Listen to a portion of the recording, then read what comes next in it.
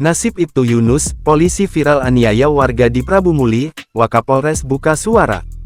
Anggota Polres Prabu Muli Ibtu M. Yunus tengah menjadi sorotan, usai beredar video yang memperlihatkan dirinya menganiaya warga bernama Jauhari hingga babak belur. Wakapolres Prabu Muli, Kompol Eryadi Yuswanto menjelaskan, bahwa pihaknya menyampaikan permintaan maaf kepada korban.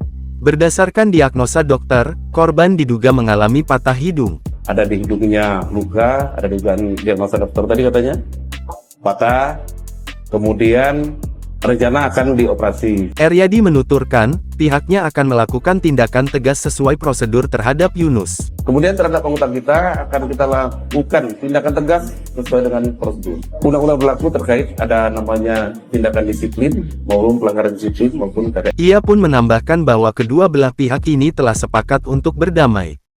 Sebelumnya, warga Dusun 1 Desa Alai Kecamatan Lembak Kabupaten Muara Enim tersebut menceritakan kronologis kejadian dirinya saat itu menggunakan kendaraan hendak menyeberang ke minimarket di depan rumah dinas wali kota Prabu Muli.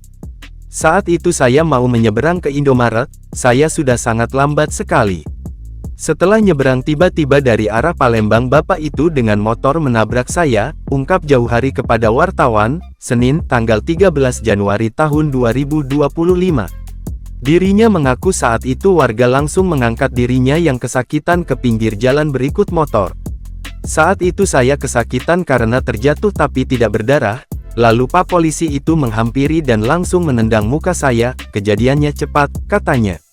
Setelah itu kata Jauhari, dirinya mengalami luka di bibir dan hidungnya berdarah bercucuran yang dibantu sejumlah warga dengan memberikan tisu dan air. Saya tidak tahu kenapa dia marah, padahal saya menyeberang sudah lambat, dia malah tendang muka saya, tuturnya.